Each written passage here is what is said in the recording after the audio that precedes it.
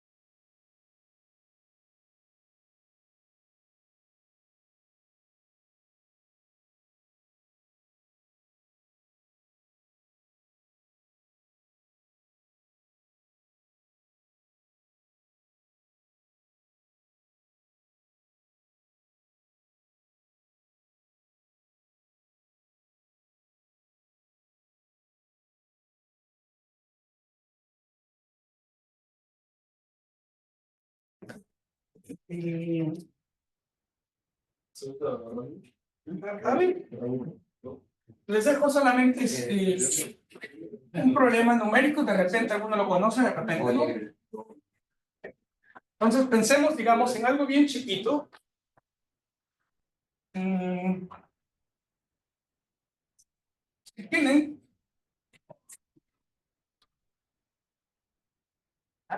Si tienen una matriz ABCD, E, F, G, H. Esto tienen una matriz 2 por 2 multiplicada por otra matriz 2 por 2. ¿Cierto? Este producto.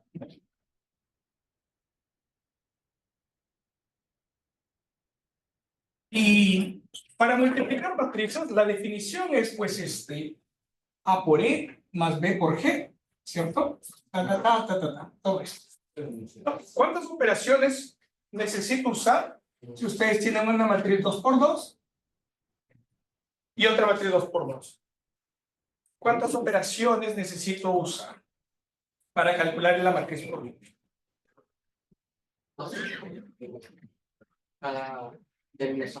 Dos multiplicaciones, una suma. Como son 4, necesito 8 multiplicaciones y 4 sumas. ¿Okay? Sucede esto, que y hay un motivo por el cual las multiplicaciones computacionalmente son mucho más costosas que las sumas. Entonces, olvidémonos de las sumas. Necesitan 8 multiplicaciones si quieren multiplicar una matriz de tamaño 2 por 2 por otra matriz de tamaño 2 por 2. Son dos funciones que tienen que truncarla.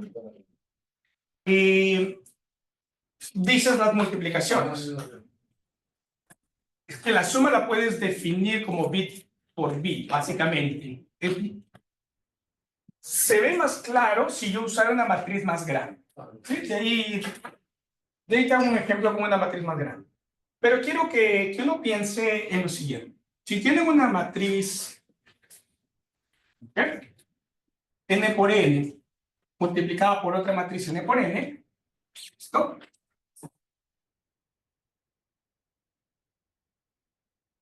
¿Cuántas multiplicaciones necesito ejecutar para calcular la matriz producto? Acá tienen la matriz 2 por 2, acá tienen otra matriz 2 por 2 y necesitábamos 8.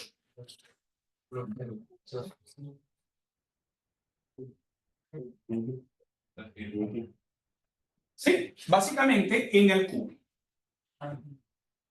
¿Okay? Tienen 2 por 2 y 2 por 2, fíjense qué es lo que está ocurriendo. ¿Ok? En el cubo. Entonces, el algoritmo multiplicar matrices n por n es de orden n al cubo. ¿Ok? Y esto era lo que se creía por cientos de años. Fast forward hasta el año 1969, me parece. ¿Pueden multiplicar matrices 2 por 2 con menos de 8 multiplicaciones? Sí se puede. Se puede con 7. Claro, no voy a hacer exactamente esos productos. Voy a multiplicar otras cosas y deducir estos de aquí en base a las cantidades que he calculado. Se puede hacer con 7 multiplicaciones. Ese es el algoritmo de Strassen. ¿Bien? Y uno dice, es conveniente, has bajado de 8 multiplicaciones a 7 multiplicaciones. Ok, si ahora ustedes tienen una matriz gigante, digamos una matriz 1024 por 1024, la dividen en 4 bloques. Multiplicación por bloques de matrices funciona del siguiente modo. ¿No? Si tienen una matriz muy grande, la parten en 4 bloques. Primer bloque, segundo bloque, tercer bloque, cuarto bloque. Primer bloque, segundo bloque, tercer bloque, cuarto bloque. No, si esta es, digamos, qué sé yo, 1024 por 1024, cada uno de estos es 512 por 512. La matriz producto uno puede multiplicarlo por bloques. exactamente aquí va esta por esta más esta por esta. ¿Listo? Y si ustedes pueden hacer en menos de 8 multiplicaciones, están disminuyendo la cantidad de multiplicaciones primero aquí, y luego internamente, y luego internamente e internamente. Entonces, el algoritmo que en principio se pensó que era tipo n cubo, ¿sí? Y con el algoritmo de Strassen se bajó a n a la 2.7, me parece. Por eso lo 2.7. Ah, es que ese no es el óptimo, ¿no? Se bajó en ese momento. Pero, ¿qué es lo que ocurrió? Y esto es lo que, especialmente porque hay varios matemáticos aquí, que la gente creía que era n cubo cerrado. Y nadie lo cuestionó, porque esto es la definición. ¿Listo? Pero una vez que se demostró que se podía hacer con menos, ¿qué es lo que ocurrió? La gente comenzó a buscar mejores y mejores algoritmos, ¿no? Una vez que se rompió el mito de esto es con n cubo.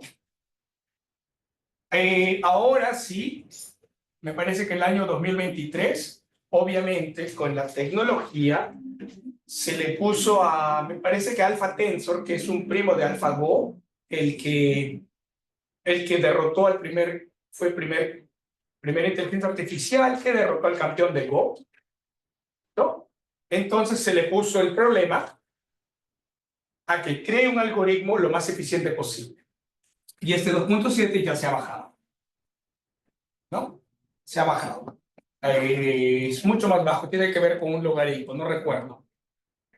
Pero entonces, eso sucede. Hasta un problema chiquito, pues realmente es bueno repensarlo, no dar todas las cosas por sentadas. Y una cosa que recuerdo bastante es, por ejemplo, no sé si les gusta la física, pero hay una serie de libros que se llaman las lecciones de física de Feynman, esto que son famosas, ¿no? En varias cosas de estas, él dice cosas como, a mí me gusta repensar las cosas simples, repensarlas para pensarlas a mi modo. No, y eso es especialmente para los que pues, van a ser científicos, ¿no? Y muchas veces cosas simples, piénsenlas a su modo, no tomen por sentado que, esto tiene 8 multiplicaciones y no se puede hacer, siempre se ha hecho con 8. No, la gente ha repensado las cosas de ese estilo, cosas muy básicas, y pues, se han creado nuevas cosas, nuevos métodos. No está de más que inviertan tiempo en eso cuando tengan tiempo. Bien. Y a ver si se entretienen buscando cómo hacer esto con 7 multiplicaciones. No, ya saben, es el algoritmo de Strassen, pero pueden intentarlo definitivamente. Bien, entonces, en nuestro curso lo que vamos a hacer es exactamente, vamos a conversar sobre álgebra lineal, y para conversar sobre álgebra lineal necesitamos ciertos fundamentos y conceptos básicos, ¿no? Como parte de ellos, pues, ¿no? Definiciones básicas. Un espacio vectorial simplemente es un conjunto donde tenemos un conjunto cuyos elementos pues tienen básicamente, o debería decirlo, es un conjunto donde están definidas al menos 2 operaciones. La operación suma entre sus elementos y la operación multiplicación por un escalar. Si el escalar que tienen es un número real, pues su espacio vectorial se llama espacio vectorial real. Si el escalar es un complejo, tendría un espacio vectorial complejo. En general, ¿qué necesito de ese campo de escalares? Yo necesito que esos escalares lambda vivan en lo que se llama pues un campo, o sea, sea un conjunto de números que tengan pues al menos inverso recíproco. ¿Okay? Hay campos finitos en matemáticas, pero los campos más usados son los de los números reales y números complejos, ¿no? Para nosotros, en casi todo nuestro curso, la álgebra lineal va a ser basada vamos a usar números reales y nuestros espacios vectoriales van a ser reales. Bien, entonces, eso es nuestro terreno de juego, espacios vectoriales, y las propiedades, ¿qué pasa aquí? No, las propiedades de los elementos que llamamos vectores y los escalares, que son los números reales en nuestro caso, pues estas son las usuales. Son las propiedades de suma de vectores, conmutativo, existe un elemento cero, que le llamamos el vector cero, etcétera, etcétera. Estas son las propiedades de definición de espacios vectoriales.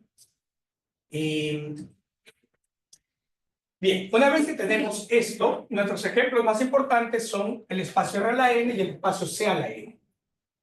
El R a la N, pues los vectores aquí, muchas veces los puedo pensar como una... Si N fuera 2 sería una dupla, si N fuera 3 una tripla, una N tupla si es R a la N, donde tenemos pues los puedo representar. Entonces estoy en R a la N, piensen los vectores como vectores con coordenadas x1, x2 hasta x. La suma de dos vectores lo puedo hacer componente a componente, el producto por un número real multiplicado por el vector, lo multiplico cada una de las componentes. Bien, entonces eso creo que lo hemos visto. Lo mismo con los números complejos. El espacio de matrices de tamaño m por n también es un espacio vectorial. Puedo sumar dos elementos de este espacio de matrices, los sumo componente a componente, entrada a entrada. Si multiplico una matriz de tamaño m por n por un escalar, simplemente el escalar multiplica cada una de las entradas y me quedo en el mundo de las matrices del mismo tamaño. Bien. Ok. El espacio de las secuencias. A ver, si ustedes tienen todas las secuencias de números reales, ¿ya? Uno generaliza el R a la N y ahora pienso en R al infinito. Tienen primera componente, coma, x1, coma, x2, coma, x3, coma, x4 y así. Tienen el espacio de las secuencias. Es un espacio vectorial. ¿Qué debería cumplir para ser un espacio vectorial? Yo debería saber cómo sumar dos de esos elementos. ¿Cómo sumarían dos secuencias? Componente a componente, del mismo modo. No cómo multiplicamos una secuencia por un número real, simplemente cada una de las componentes. Y nos quedamos en el mismo espacio. Perfecto. En R a la N, uno tiene la noción de distancia, ¿cierto? La distancia entre dos puntitos. ¿Podrían tener una noción de distancia en el espacio de secuencias? A ver, ¿cómo sería? Raíz cuadrada de primera al cuadrado, más segunda al cuadrado, más tercera al cuadrado. ¿Qué es lo que uno quiere de la distancia entre dos puntos de tu espacio? Son dos, que sea un número, ¿no? Pero muchas veces, si definimos algo como euclidiana, muchas secuencias van a tener una distancia infinita. Va a haber puntos que están a una distancia infinita de otro punto. Aquí está pidiendo que converja, entonces vas a restringir tu espacio de secuencias a unas secuencias especiales. ¿Pueden construir una noción de distancia, más bien una distancia especial, que no sea la euclidiana? ¿No? Entonces, muchas de las cosas que uno quiere hacer, esto es matemática abstracta, muchas de las cosas que uno quiere hacer en los espacios es copiar lo que se hace en R a la N. Listo, y si en R a la N yo puedo definir la distancia entre dos puntos, ¿cómo lo haría en otro espacio vectorial? Sí se puede, lo que le pregunté, sí se puede. ¿Okay? Piénsenlo cómo sería. Bien, entonces, nos dimos cuenta que el espacio de secuencias también es un espacio vectorial. El elemento 0 pues sería la secuencia 0, 0, 0. Y ya se imaginan la suma como ustedes me dijeron, el producto como me lo comentaron. Bien, perfecto. Ahora, el espacio de funciones, digamos, de un conjunto no vacío hacia los números reales. Son todas las funciones que tienen como dominio el conjunto X, ¿listo? Y van hacia los números reales. Este espacio es un espacio vectorial. ¿Sí? La suma de dos de estas funciones sigue teniendo el mismo dominio, se queda en el mismo espacio. Listo. Pero tiene este tipo de espacio, tiene una particularidad, que me genera muchos espacios vectoriales cuando yo comienzo a escoger diferentes dominios. ¿No? Por ejemplo, si yo escojo X, el conjunto finito 1, 2, 3, 4 hasta el N, este espacio va a ser equivalente al R a la N. Lo pueden, si yo escojo este X como mi dominio, podemos identificar este espacio de todas las funciones que van desde X hasta R como R a la N. ¿Sí tiene sentido? Sí. ¿Qué pasa si ustedes escogen X como los números naturales? ¿Sí? Lo pueden identificar con el espacio de secuencias. ¿Listo? Entonces simplemente lo podemos pensar como coordenada correspondiente a f de 1, f de 2, f de 3 y así. ¿Listo? Entonces, esta construcción matemática de espacios vectoriales es bastante general. Ustedes cambian el X y van a obtener nuevos espacios vectoriales. ¿Ok? Pueden tomar X más especiales. Bien. Dentro de los espacios vectoriales tenemos subespacios vectoriales. ¿Listo? Un subespacio vectorial es un subconjunto del espacio vectorial que tiene estas propiedades. Contiene al origen o al cero, como le hemos llamado. Si ustedes tienen dos elementos en el subespacio, entonces la suma de estos dos elementos se queda en el subespacio. Si tienen un elemento en el subespacio y lo multiplican por cualquier escalar, en nuestro caso, cuando digo escalar, voy a referirme al número real. Lo multiplican por cualquier número real, pues ese resultado se queda en el subespacio. ¿Listo? Entonces, por la definición, ¿puedo decir yo que un subespacio vectorial es en sí mismo un espacio vectorial? ¿Sí o no? ¿Qué piensan? Sí. Así es. Hereda las propiedades de suma y producto del espacio donde vive, porque es un pedazo del espacio grande. Entonces, tiene en sí mismo ya definido la suma y el producto, y estas tres propiedades garantizan que pues va a terminar siendo un espacio vectorial más chiquito dentro de uno más grande. Bien, perfecto. Entonces, los subespacios vectoriales, pues el cero por sí solo es un subespacio vectorial, y lo llamamos el trivial, ¿no? Todo el espacio grande también es un subespacio vectorial, es el subespacio total, y luego podríamos esperar que haya subespacios intermedios. Bien. Entonces, dado un subespacio vectorial,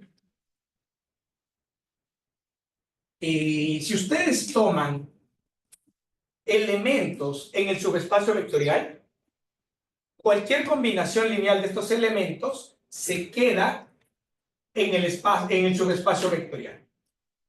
¿Listo? Por las propiedades de cerradura o clausura entre la suma y el producto, pues sí se puede probar fácilmente que si ustedes tienen un subespacio vectorial dentro del espacio vectorial E, toman, digamos, 5 vectores en el subespacio vectorial S.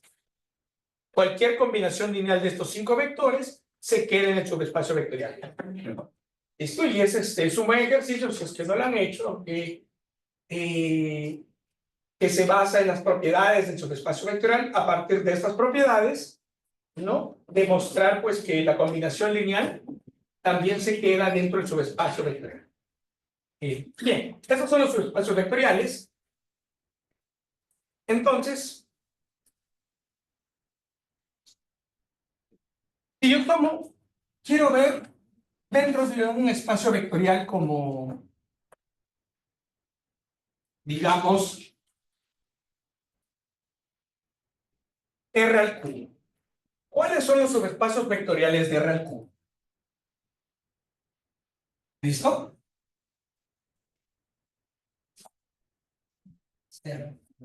Tengo mi R al cubo, el espacio grande.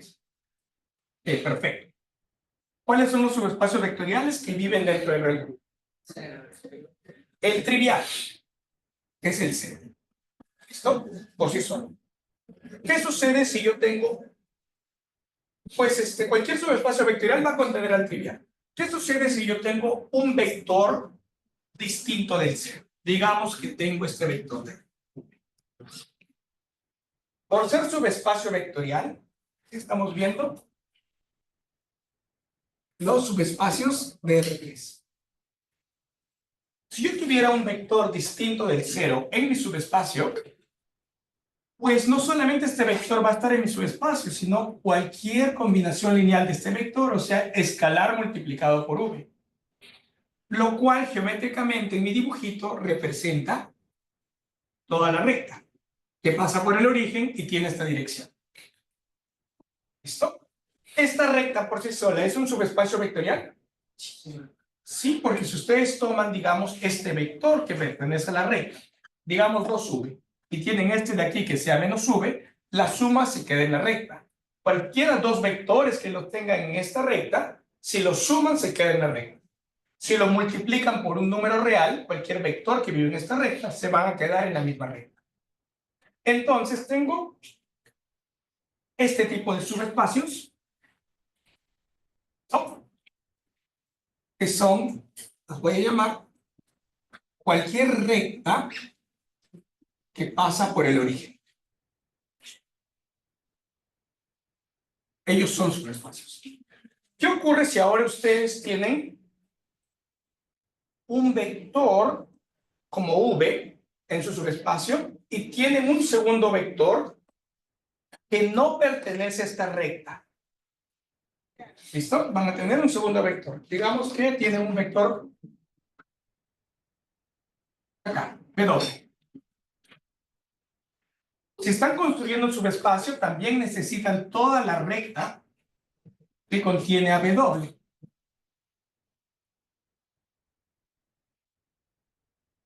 Si todos estos vectores están en mi subespacio y todos estos vectores están en mi subespacio, lo que va a ocurrir es que todo el plano generado por estas dos rectas, son dos rectas en R3. Dos rectas en R3 que se cruzan forman un plano. Todo ese plano va a tener que estar en mi subespacio.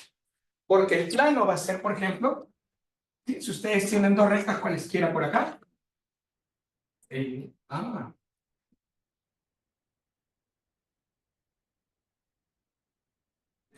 Tengo tapas de diferente color.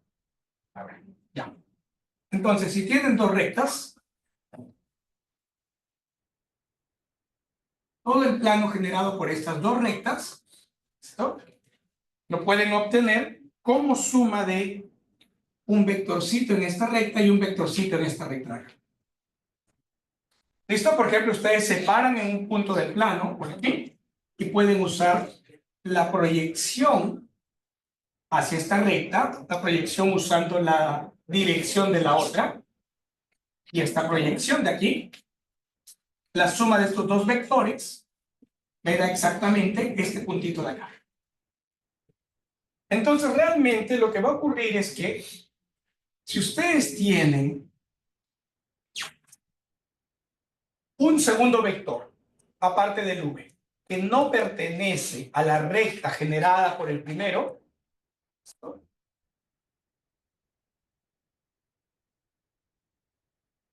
formar un subespacio vectorial que va a ser exactamente el plano que pasa, cualquier plano que pasa por el origen. En este caso, dados por v y w. ¿Qué pasa si yo tuviera ahora un tercer vector que no pertenece al plano generado por estos dos? Si yo tengo un tercer vector fuera de este plano, ¿cuál sería el subespacio generado por esos tres vectores? Ya sería todo R3, ¿cierto? Entonces, el siguiente es todo R3. Ok, y quería hacer esto por el siguiente motivo, que es, ¿notan cierta jerarquía aquí? Este es el trivial, este es el total. ¿Qué les parece si este de aquí yo lo veo de cierta medida más pequeño que este tipo de espacio. Y este espacio de cierta medida más pequeño que este de aquí. Este es un plano, esto de aquí es R3, esto de aquí es una recta, y este de aquí es un punto. Entonces, hay una jerarquía de subespacios. Yo podría decir, apelando a su intuición, que esto tiene dimensión 0, las rectas, cada una de ellas tienen dimensión 1, estos planos tienen dimensión 2, y el R3 tiene dimensión 3. ¿Se acuerdan cómo comenzamos a construir estos subespacios? Con vectores. Y primero dije, el 0 tiene que estar. Listo. Los primeros es, si tengo un vector diferente del 0, y me fijé en toda la recta generada por ese vector. Porque tiene que estar, si un vector está en tu subespacio, todas sus rectas están en el subespacio. ¿Listo? Y si me quedo ahí nada más, tengo un subespacio de lo que estoy escribiendo al costado sin haberles dicho que es una dimensión 1. Luego, ¿qué hice para construir los planos? Traje un segundo vector fuera del subespacio generado por el primer vector, que era la recta. ¿Listo? Y construyo el segundo subespacio. Entonces, este segundo subespacio tiene, podríamos llamarlo así, dos generadores. El V de la primera recta y el V doble de la segunda recta. Entonces, realmente lo que está ocurriendo aquí es que la dimensión lo que captura es cuántos generadores tiene cuando yo uso combinaciones lineales, cuántos generadores tiene pues mi subespacio vectorial. ¿Y a qué me refiero exactamente? A este tipo de situación.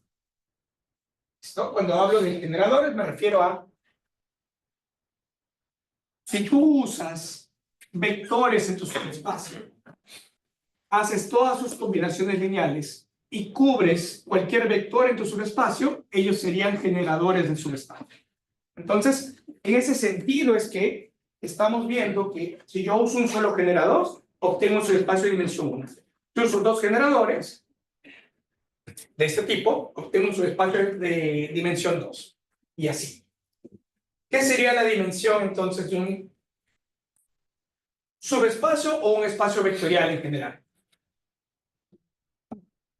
¿Qué es lo que, cómo definirían dimensión? Número de generadores, básicamente. Hay un teorema que me dice que cualquier espacio vectorial tiene una base. En nuestro curso lo asumimos, ¿no? Se puede construir una base cuando tiene un espacio de dimensión finita, pero si está en un espacio de dimensión infinita, ¿tienen un ejemplo de espacio de dimensión infinita? El R al infinito. El R al infinito van a necesitar infinitos generadores, ¿no? Entonces hay un teorema que me garantiza que cualquier espacio vectorial, así tenga dimensión infinita, tiene una base. Esto es un teorema más profundo, en general.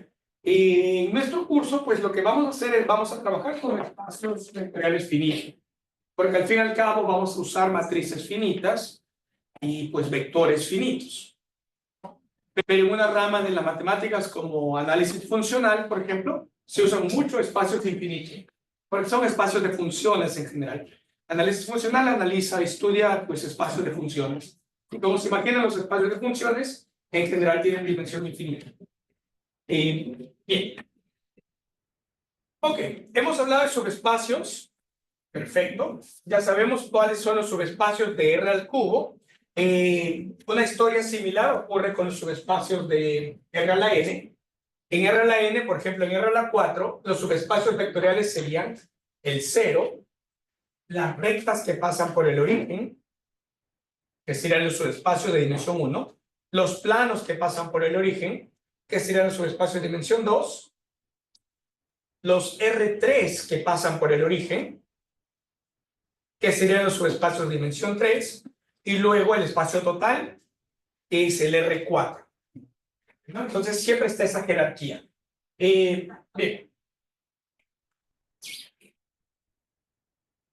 si tienen una colección o una cantidad, estamos en R a la N, digamos que tengo esta colección de subespacios. Entonces resulta que la intersección de los subespacios también es un subespacio. En nuestro ejemplito de R3, ¿tiene sentido? ¿Sí? O pongamos aquí un R4. 1, 2, 3 y el otro no lo vemos. Es un R4. ¿Qué pasa si ustedes intersectan una recta con otra recta? ¿Cuál sería la intersección? Si tienen diferente dirección, las rectas, solamente sería el 0, que es un subespacio. Y si tienen la misma dirección, sería la misma recta, y entonces también es un subespacio. ¿Qué pasa si intersectan dos planos que pasan por el origen? Un plano por acá y otro plano, digamos, por acá. ¿Qué sería la intersección de estos dos planos? Una recta, si es que ellos no están alineados, sería una recta, que es un subespacio que pasa por el origen, es una recta que pasa por el origen. O, si están alineados, pues son el mismo plano. Y también, ¿qué pasa si intersectan dos R3 que pasan por el origen dentro de R4? ¿Cuáles son las posibilidades de la intersección? Un R3. Si ellos son el mismo R3, o sea, tienen los mismos generadores, la intersección es el mismo R3, y pues este es su espacio vectorial. ¿Qué más puede ocurrir? La intersección, ¿se acuerdan cuando hablamos de la intersección de dos planos? Podía ser una recta, o podía ser, si ellos son el mismo, podía ser todo igual. ¿Qué pasa cuando intersectan dos R3? Puede ser R3 o en plano. Podría ser el mismo R3. Si dije que estamos en R4 para que no sea trivial hablar de dos R3, ¿no? Entonces, en un R4 ustedes pueden tener dos R3 distintos que pasan por el origen. Entonces, la intersección de estos dos R3 puede ser el mismo R3, puede ser un plano.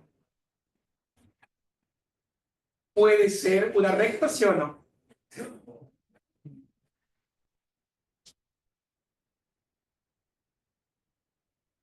Bueno, entonces, especialmente para los matemáticos, escriban dos R3 dentro de R4, cuya intersección sea un R2, cuya intersección sea, pues, el R3 es más trivial. Fíjense si pueden tener dos R3 intersectados dentro de R4, los dos que pasan por el 0, ¿no? Cuya intersección es exactamente una recta. Escríbanlo. O sea, una cosa es pensarlo geométricamente, otra cosa es escribirlo. Pero lo que sí sucede es que cualquier intersección de subespacios es un subespacio, ¿no? Y este es un ejercicio bonito que quiero, de todas maneras, para fijar ideas, ¿sí? Quiero que tengamos claro cómo demostraríamos algo así. Y ya con esto, pues cerramos la clase porque ya casi son las 8. Entonces, ¿cómo demostraría yo que la intersección de subespacios resulta en un subespacio? ¿Qué necesito demostrar? Tengo S1, S2 hasta SK subespacios del espacio vectorial E. Y resulta que me dicen que la intersección de los subespacios, entonces aquí lo llamo I por ser intersección, también es un subespacio. Si yo quiero demostrar que I es un subespacio, ¿qué debe cumplir el I? El 0. ¿Se acuerdan los tres puntitos? El 0. Entonces voy y me fijo. El 0 pertenece a I con signo de interrogación. ¿Cuál es la propiedad de I? Está definido como la intersección de cada uno de los subespacios. Si cada uno de ellos es un subespacio, yo puedo decir cómo el 0 pertenece a S1, el 0 pertenece a S2, el 0 pertenece a todos los subespacios, ¿Listo? Entonces el 0 es común a todos ellos. El 0 pertenece a la intersección de todos ellos, que es simplemente el I. Ya está. El 0 pertenece al is. Ok. Y eso era, creo que le puse cuadradito. ¿Cuál era el segundo cuadradito? ¿Se acuerdan? Cerrado por sí. Cerrado por la suma. Entonces, ¿cómo planteamos esto? Yo tomo, si tengo dos vectores que viven en I, digamos U que pertenece a I y V que pertenece a I. ¿Qué debo demostrar? Que U más V pertenece a I. ¿Ok? Entonces tenemos que observar a U más V. Ok. Lo voy a poner así, pertenece a I con signo de interrogación. ¿Cuál es el razonamiento aquí? Como U pertenece a I, U pertenece a la intersección de todos, U está en todos. En particular, U está en S1. Como V está en la intersección de todos, V también está en S1. Pero S1 resulta ser, es un subespacio vectorial. Entonces, como U está en S1 y V está en S1, U más V también está en S1. ¿Salud? El mismo razonamiento lo uso para cualquiera, para S2 y S2. Entonces, en general, U pertenece a SI, V pertenece a SI. Entonces, U más V pertenece a SI para todo I. Como esto es cierto para todo I, luego, U más V pertenece a la intersección de todos los SI. Y listo. También hemos demostrado esto. Y finalmente, ¿qué es lo que debo demostrar? El producto escalar. Entonces, si U pertenece a I y lambda es un número real, yo lo que debo demostrar es que lambda por U también pertenece a I. ¿Y cuál sería el razonamiento? Como el anterior. Como U pertenece a S1, lambda por U pertenece a S1. Como U pertenece a S2, lambda por U pertenece a S2. ¿Listo? Entonces lo voy a hacer así. Como U pertenece a SI, entonces lambda por U pertenece a SI porque SI es un subespacio vectorial. Luego, esto es para todo I. Entonces, lambda por U pertenece a la intersección de todos los SI, que es exactamente nuestro I mayúscula.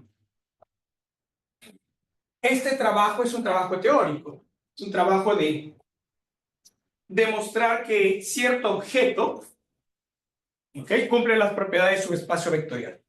Si no lo han hecho, si no han hecho este trabajo antes, pues háganlo ustedes mismos una vez más, revísenlo, si es bueno para la salud, y estos son el tipo de razonamientos del álgebra lineal teórica. Y lo que estamos haciendo ahorita son los fundamentos del álgebra lineal teórica. Listo, entonces, dejémoslo por aquí. El sábado tenemos clase a las 8 de la mañana, y ya saben, nuestra clase es de 8 a 10. Pues continuamos, tienen el PDF y vamos a tener en la medida de lo posible les voy a subir todo el material que tengamos en clase, que lo tenga escrito se los voy a subir. ¿Listo? A veces voy a escribir en la pizarra y si tengo los escritos se los voy a poner en el PDF. Bien.